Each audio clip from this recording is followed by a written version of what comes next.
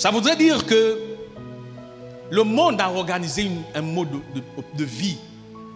Si tu es chrétien, tu dois vivre dans ce monde, mais en gardant ce qui est de Dieu.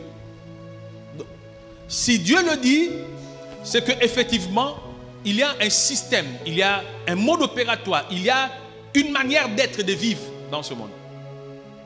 Quand tu vas lire Genèse, on va dire que quand le Seigneur a dit à Noé qu'il y aura des liges, il dit que en ce temps, les gens se mariaient, les gens fêtaient, les gens construisaient, les gens bourlinguaient. Mais Dieu a dit à Noé qu'il va détruire la terre par les eaux.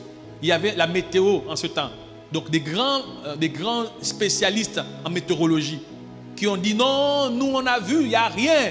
Ce n'est pas possible qu'il y ait un déluge, mais ce n'est pas possible. Noé, tu es un peu crazy, ça ne va pas dans ta tête. On dit en ce temps, les gens se mariaient, les gens vivaient belle vie, mais Dieu avait dit qu'il va détruire la terre.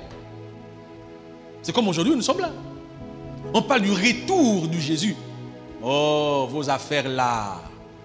Oh, vos histoires là. Qui a dit? Jésus a fini. Il y en a même qui disent qu'il n'y a pas de vie après cette vie. Il n'y a rien, c'est juste que... D'aucuns disent que c'est le bing. Nous sommes créés par un bing bang, c'est genre façon... Non, c'est un hasard. Entends les insensés qui s'appellent sages parler. Ils disent que la vie c'est le hasard, c'est quelque chose qui s'est créé comme ça dans l'univers. Frère, si tu as appris qu'il y a eu un décès en semaine, c'est pour te rappeler que toi aussi, moi aussi, un jour sera notre tour. Et le rôle de l'Église, c'est de nous apprendre à bien vivre. À bien vivre. Pas qu'à vivre, mais à bien vivre. Sortir du conformisme, c'est important, j'en parlerai profondément. Ça voudrait dire qu'il y a une organisation qui gère le monde.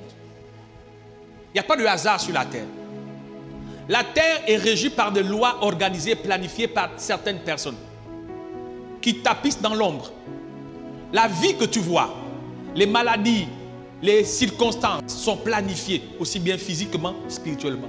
Donc on même dit que le coronavirus est un virus qui a échappé, n'est-ce pas, les scientifiques dans un laboratoire. Ils ont même dit que le sida, ça a été fabriqué dans un laboratoire. Tu sais combien de maladies, n'est-ce pas, sont créées par une catégorie de personnes? Tu sais comment le monde fonctionne? Tu sais que même les saisons, les famines, les guerres sont planifiées? Tu sais que le monde est géré? En te conformant au rythme du monde, tu valides l'auteur de cette activité d'opérer dans ta vie. Les maladies sont planifiées. Les guerres sont planifiées. Les famines sont planifiées. Le monde est sous influence, sous un autre leader.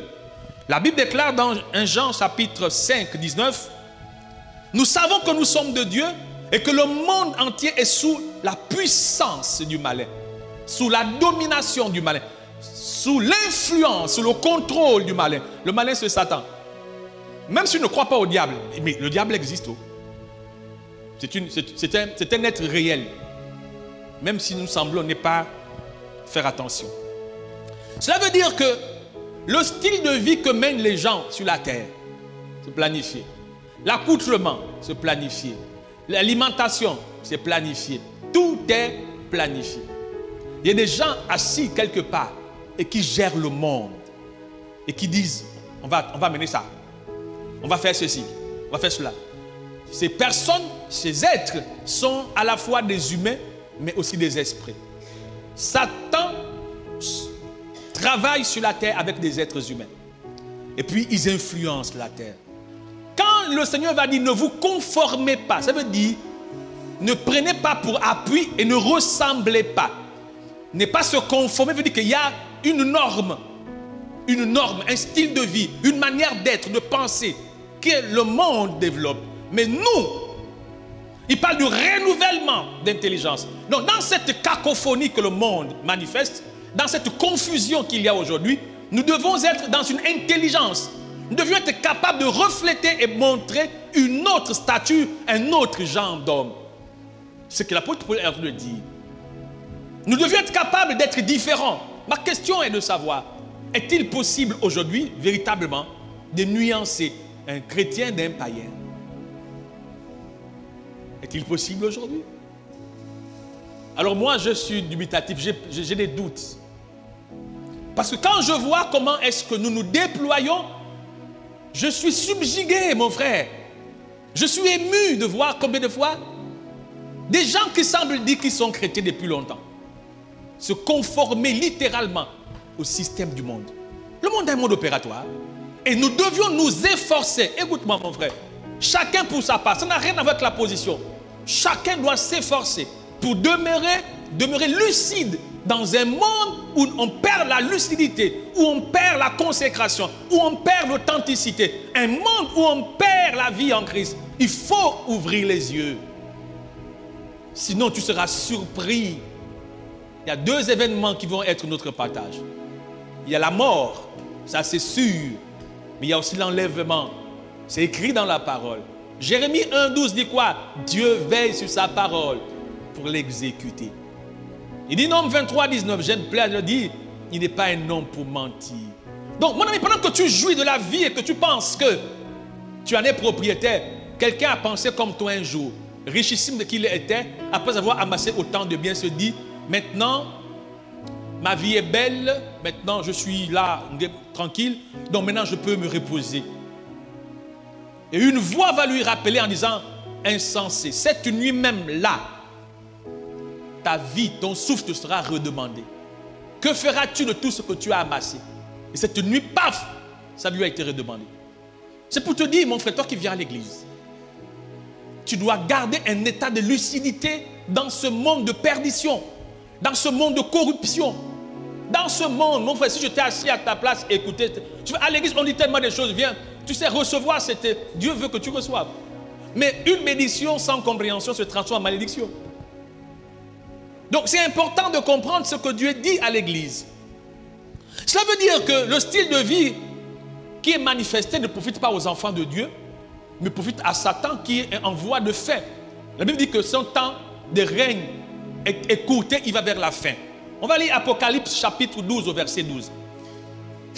Quelqu'un avec moi ce matin? Alléluia.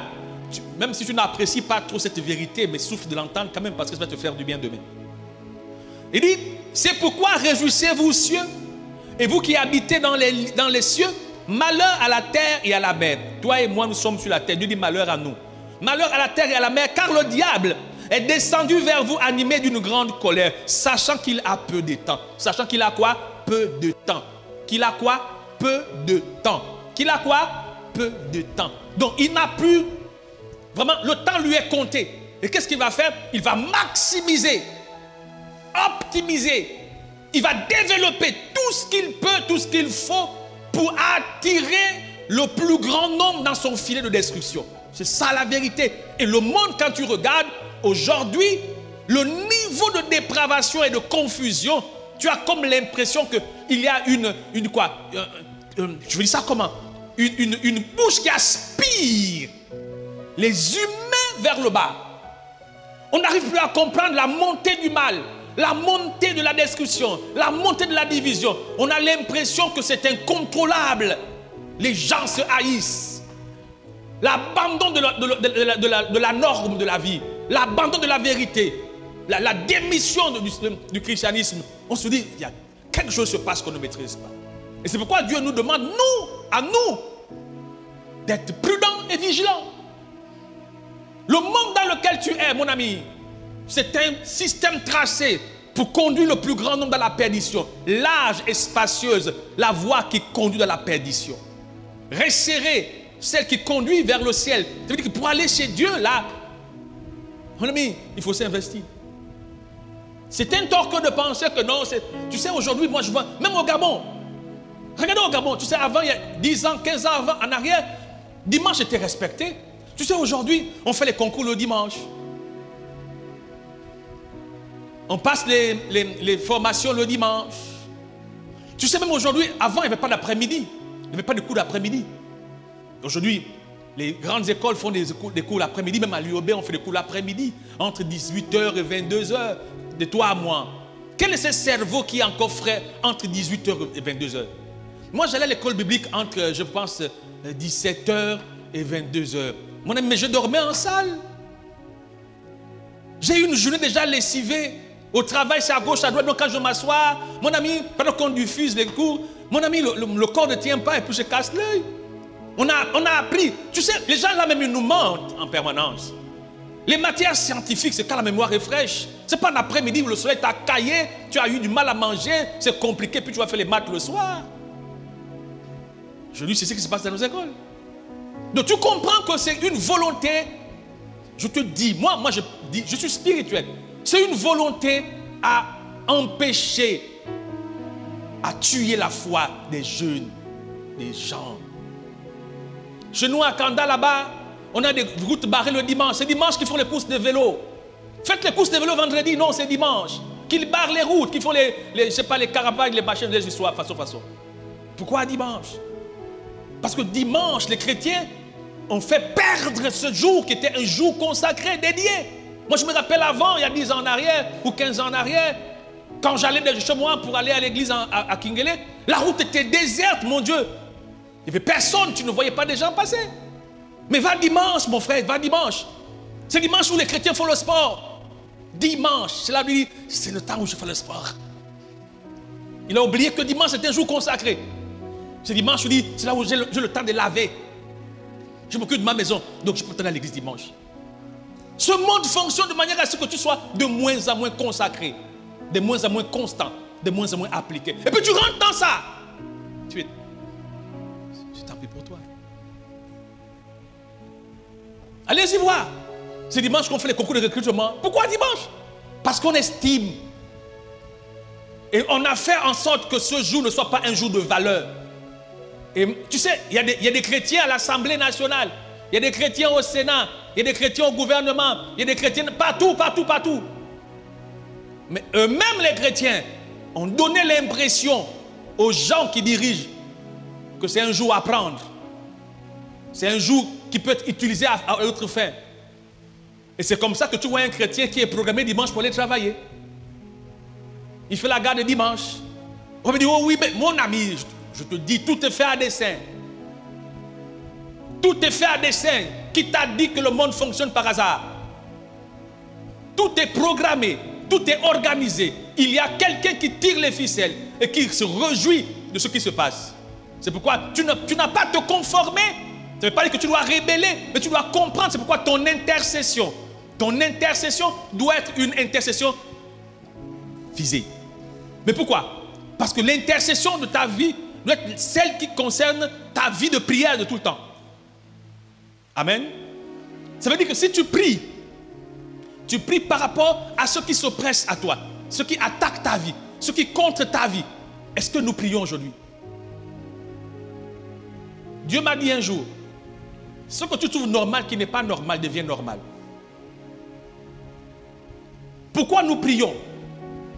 Nous prions contre tout ce qui est anormal.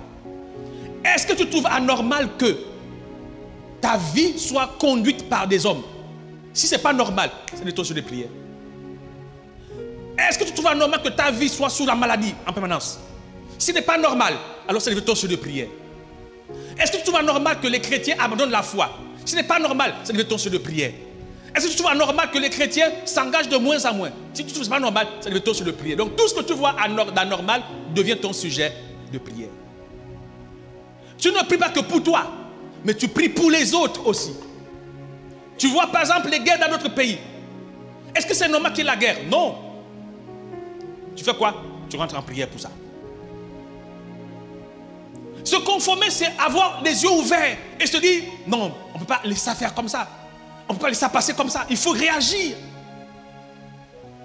Nous justifions quand ça ne va pas. Mais ce qui n'est pas normal et qui te met mal à l'aise doit être le sujet de prière pour toi. Même de jeûne, d'intercession. Ce n'est pas normal. Ne vous conformez pas au siècle présent. Ne laissez pas, ne permettez pas. Notre force, ce n'est pas la confrontation physique. Mais notre force, c'est l'intercession. C'est l'intercession. Regardez aux réunions de prière. Les chrétiens ne viennent pas à la prière. Alors que le moyen par lequel nous avons la force pour réagir, c'est quand les chrétiens s'assemblent. Dieu dit quoi? Là où 2 ou 3 sont assemblés à mon nom, je suis au milieu d'eux. Si 2 d'entre vous s'accordent pour me demander quoi que ce soit, je le fais. Donc si on veut changer la tendance, il faut que nous nous unissions et que nous intercédions. Mais si, à la prière, on n'a pas le temps, comment on peut contrer les forces des ténèbres? Au temps d'intercession, on n'a pas le temps. Comment on peut arrêter les manœuvres des ténèbres? Si, alors qu'on doit prier, on n'a pas le temps, on est occupé, comment on va faire? Comment on va faire? Romains 12, 2 dit, ne vous conformez pas au siècle présent, mais soyez transformés par le renouvellement de l'intelligence, afin que vous discerniez quelle est la volonté de Dieu, ce qui est bon, agréable et parfait. Afin que vous discerniez quelle est la volonté de Dieu, pour savoir ce qui est bon, agréable et parfait. Pour être capable de discerner, il faut déjà que tu ne te conformes pas. Ensuite, le fait de ne pas se conformer aura un impact. Le renouvellement de l'intelligence. C'est-à-dire que tu n'es pas un rebelle. Souviens-toi que tu ne combats pas physiquement. La Bible déclare qu'on n'a pas à lutter contre la chair et le sang. Juste dans Éphésiens chapitre 6, verset 12. Donc, comment le chrétien combat-il? S'oppose-t-il? C'est par son intercession. Par ses temps de prière. Tu dois prendre des temps de prière pour ce que tu vois d'anormal. Que tu sais que le Seigneur te dit que ce n'est pas normal. Tu sais, on ne prie plus assez. Et parce qu'on ne prie plus assez, que même quelquefois à l'église, on dort. Quelquefois à l'église, on est distrait. Parce que pour recevoir la parole, il faut un minimum d'implication personnelle. C'est un combat, mon frère. Moi, j'ai fait le constat. Quand ce n'est pas la prière, on est éveillé. Quand ce n'est pas la parole, on est éveillé. Mais dès qu'on commence à parler de la parole, les gens sont morts. Mais tu peux penser que c'est normal, c'est naturel. Non, mon frère. Encore là, je reviens. Ce n'est pas normal. Si tu constates ça dans ta vie ou dans la vie du prochain, de ton prochain, ça doit être plutôt une prière, Seigneur. C'est pourquoi on vient le matin, on prie, oh Seigneur, que nous soyons conscients, que nous soyons ouverts, que nos esprits soient éveillés. Seigneur, accorde-nous la grâce de pouvoir écouter ta parole. Délivre-nous de toute forme d'état de sommeil. Mais les chrétiens ne viennent pas à la prière. Donc c'est normal que pendant le culte, quelqu'un dorme. Tu penses que, mon ami, il y a des puissances spirituelles qui œuvrent contre nous, qui travaillent contre nous. Il y a des puissances spirituelles qui oppressent et qui mettent en nous, qui mettent dans nos vies des situations difficiles. C'est dimanche où l'enfant a la fièvre. C'est samedi à 4 h du matin. Je dis quoi? Dimanche à 4 h du matin, qu'il y a une situation particulière. Mais tu vas dire non, c'est normal. C'est pas normal. C'est pas normal qu'à 4 h du matin, alors que tu penses au culte, c'est là où on t'annonce un problème, une situation, un machin. C'est pas normal. C'est pas normal. C'est vraiment pas normal. C'est vraiment pas normal. Tu sais, moi j'ai vu des chrétiens refuser les positions élevées. Ils disent non, non, non, là-bas il y a trop de ceci. Mais quelquefois ils ont raison. Même s'ils n'ont pas raison. Parce que normalement quand tu montes en grâce, il faut savoir que monter en grâce a pour conséquence plus de prière. Regarde, tu n'es pas marié, tu te maries. Avant, quand tu n'étais pas marié, tu n'avais pas de charges en plus. Maintenant que tu te maries, tu as une contrainte en plus. Ça t'impose une vie de prière. Tu n'as pas d'enfant. Maintenant que tu as un enfant, c'est une charge en plus. Une exigence et une attaque même. L'enfant est fragile quand il est petit. Donc, augmentation de prière. Tu n'avais pas d'emploi. Tu trouves un emploi. Tu n'as plus le même temps que tu avais avant. Pour y faire face, augmentation de prière. Donc, tout ce que tu auras en plus, il faut comprendre que ça va te coûter plus. Malheureusement, ce n'est pas le cas pour nous. On pense que ça va aller, tout ça. Non! Non, mon ami, tout va être fait. Quelqu'un avait dit un jour, il a reçu une promotion, élévation, mais c'était principé par le diable. Parce qu'on trouvait que non, il était trop à l'église, trop fidèle à l'église, tout ça. Il dit, bon, le gars là, s'il continue comme ça, ça va être un problème pour nous. Pour promotion. Il donne une promotion, le gars, il nous donne les voyages. Et puis, c'était bien au départ. Après, Dieu lui dira, Dieu va lui dire, tu penses que c'est moi qui t'ai promu? Il dit, mais oui, je crois parce que j'ai prié pour ça. Il dit non. Il dit, c'est quoi l'impact? Il dit, dans le proverbe, il dit, c'est la bénédiction de tel qui il ne l'a fait sur d'aucun. Dès que tu commences à regretter, mais Seigneur, je n'ai plus le temps d'aller à l'église, je n'ai plus le temps de te servir. Quand ces choses commencent à intégrer ton esprit, c'est qu'il y a un problème. C'est pourquoi à chaque promotion de ta vie, intercession devient pour toi plus profonde. Sinon, tu vas perdre. Et puis, il y a une vérité. Plus tu montes en responsabilité, plus ça te demande du temps. Ça demande du temps. Si tu n'as pas cette intercession personnelle, tu vas t'arrêter. C'est pourquoi beaucoup qui montent en promotion, en élévation, arrêtent. C'est pas facile d'être chef. Amen. C'est pas facile gérer un département. Gérer quelque chose de grand, c'est pas facile. Et pourquoi? Les gens qui sont très élevés, quelquefois ne sont pas chrétiens. Pas parce qu'ils ne veulent pas. Il y en a qui ne veulent pas. C'est que ça coûte cher avoir un certain niveau de responsabilité. Mais quand tu es chrétien, tu dois savoir qu'au-delà de tout, il y a le temps de Dieu et puis le temps du monde. Il y a le temps de Dieu et puis le temps de la vie. Il faut savoir ça, il faut répartir les choses. Quelqu'un dit Amen. Quelqu'un dit Amen. Le diable est en train de dérouler un agenda du programme des ténèbres. Donc, l'agenda du diable, c'est amener le maximum. C'est pourquoi il gère le monde dans ce système. Pendant que je préparais ce message, Dieu me dira ceci. Il dit, en fait, le danger de se conformer, c'est valider le diable dans ta vie.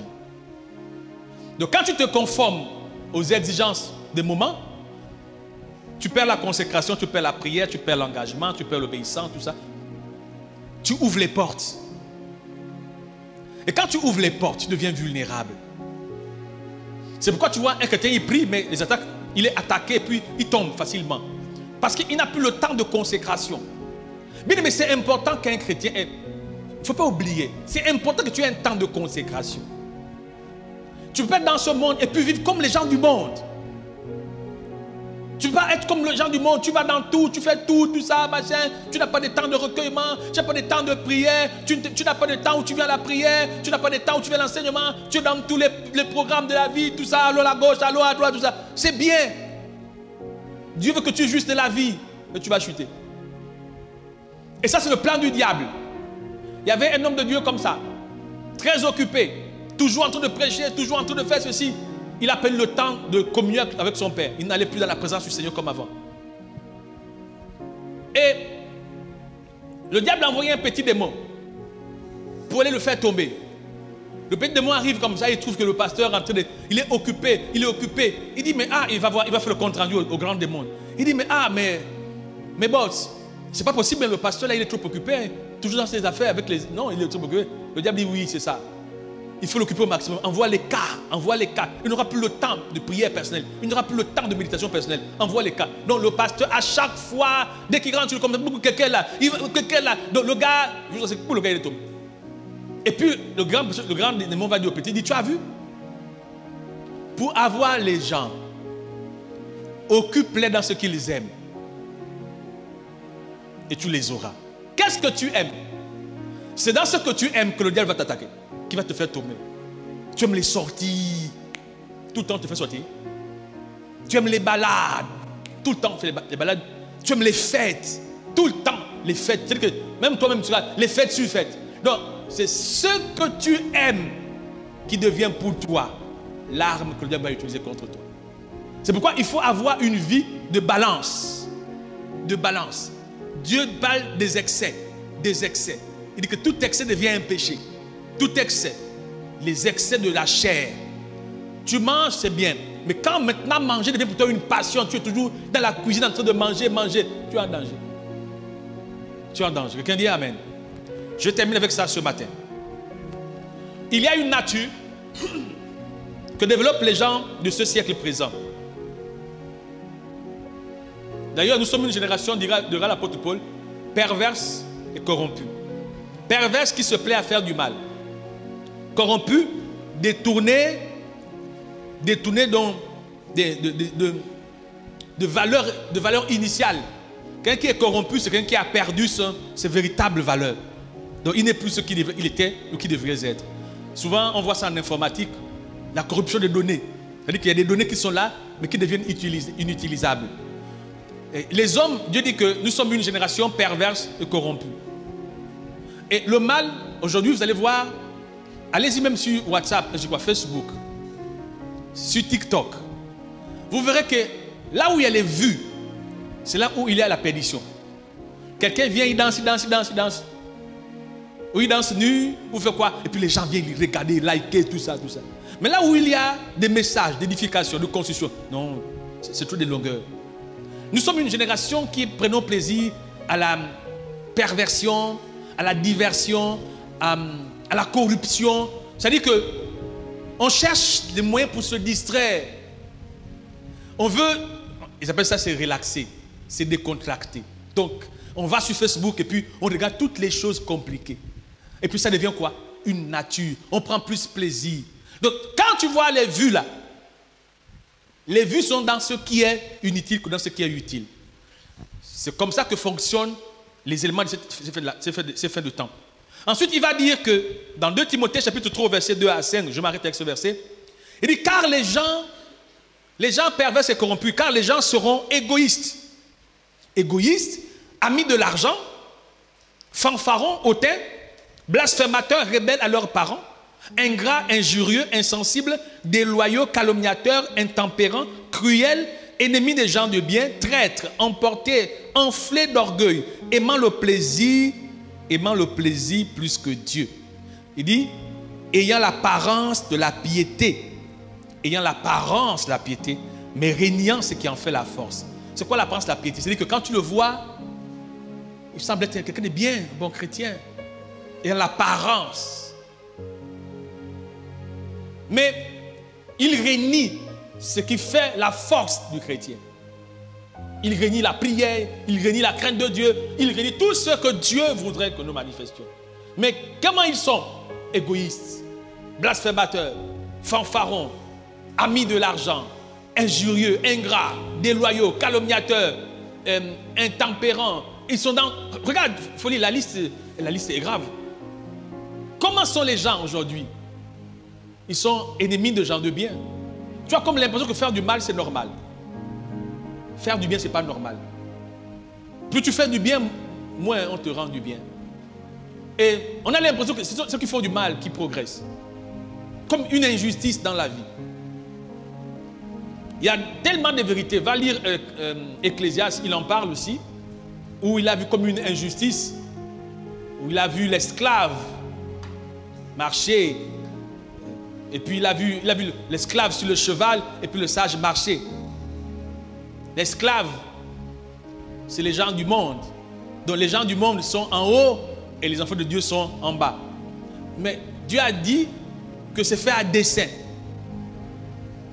Dieu prend des gens qui n'ont pas de ressources pour les élever, pour montrer qu'il est le Dieu qui élève. Bien-aimé en Christ Jésus, en tant que chrétien,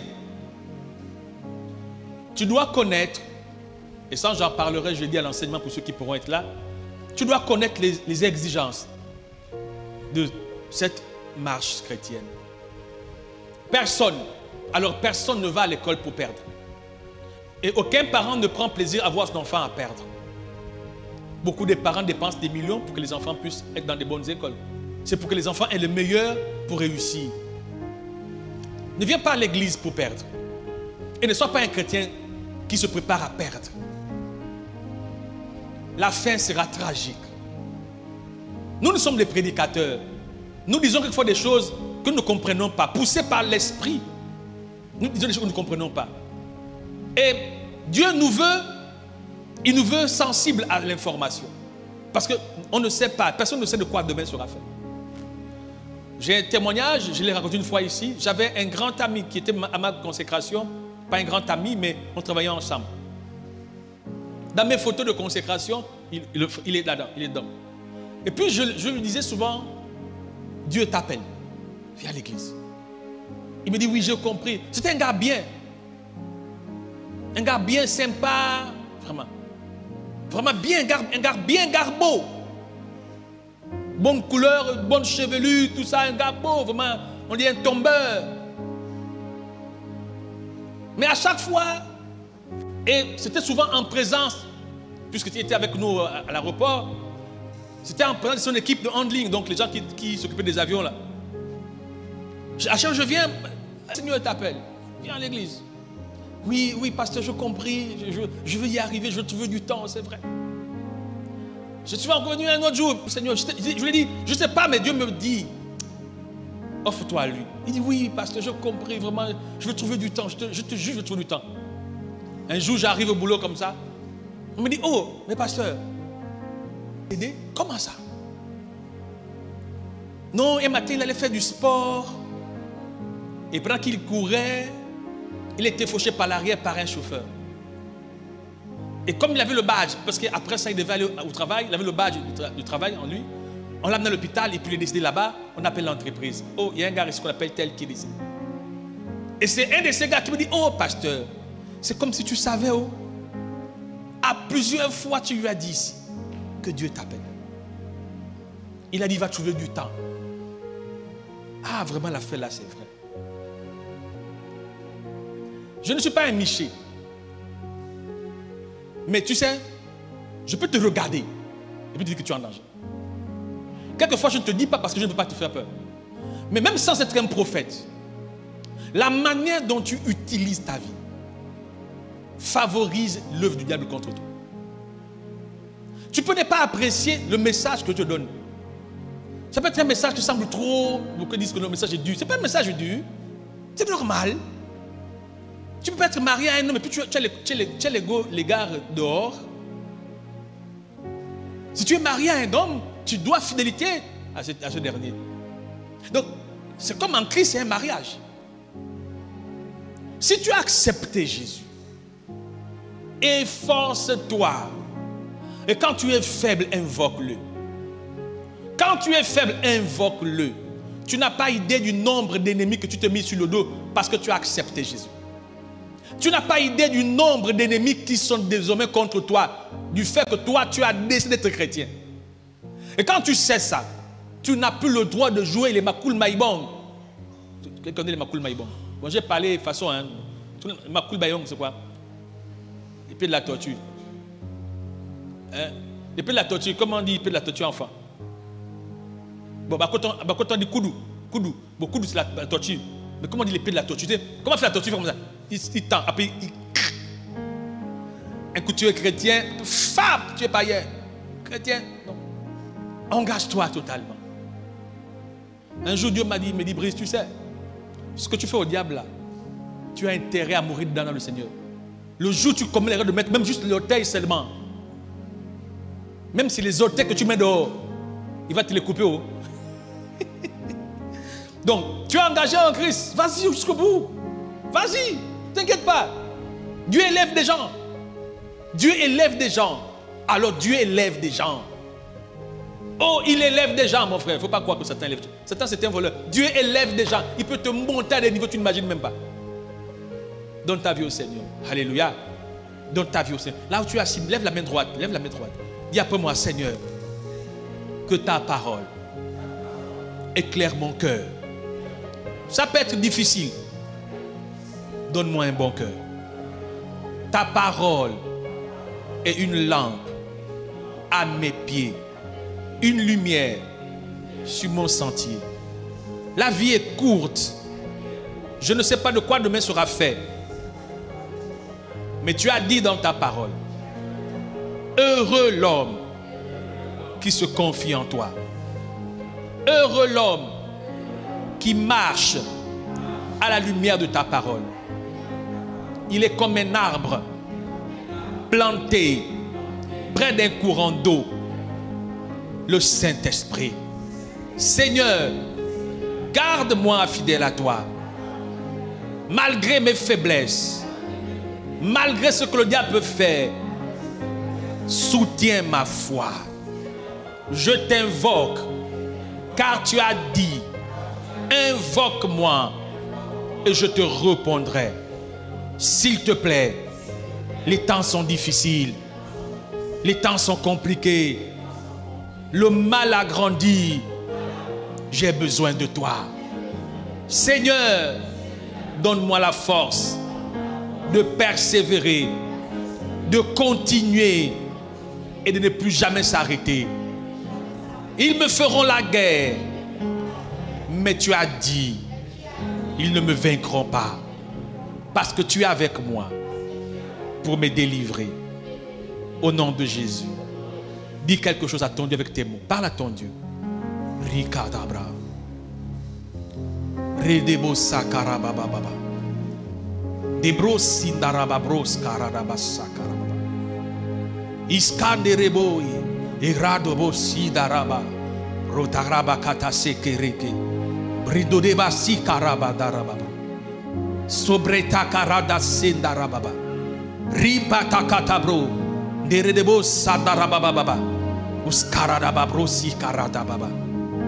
Brekete rabadorobo sendarababa. Retakadabroso karabadere debose. Iskaradababro henderebo sandarababa. Père, Père, notre Père qui est dans les cieux, que ton nom soit sanctifié. Souviens-toi de nous. Souviens-toi de nous. Souviens-toi de nous. Tu as dit que nos jours sont comptés. Nous n'avons pas le nombre de nos jours. Toi seul les connais. Nous ne savons pas à quel stade nous nous trouvons. Nous ne savons pas combien de jours nous avons déjà utilisés. Nous ne savons pas combien de jours il nous reste, Seigneur. Mais fais-nous grâce de tenir jusqu'à notre dernier jour.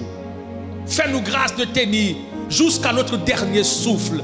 Oh Dieu, Seigneur, tu nous parles de l'éternité. Tu nous parles du jugement. Tu nous parles de la fin de temps. Oh Père, délivre-nous de l'insensibilité. Délivre-nous de la distraction. Délivre-nous de la corruption. Délivre-nous, Seigneur, de tout ce qui nous empêche de voir, de percevoir, d'entrevoir. S'il te plaît, nous avons besoin de toi. Seigneur, merci. Merci pour ta parole. Merci pour ton esprit. Merci pour ta révélation. Nous comprenons aisément. Nous devions garder l'esprit éveillé. Continuer à intercéder. Prier pour les situations difficiles. Prier pour les choses compliquées. Quand ça ne va pas, Seigneur, nous devions toujours prier. Nous devions toujours prier. Nous recommander à toi. Nous abandonner entre tes mains. Nous soumettre à toi. Nous savons compter sur toi. Notre Père, dans le nom de Jésus. Merci Jésus. Quelqu'un dit Amen.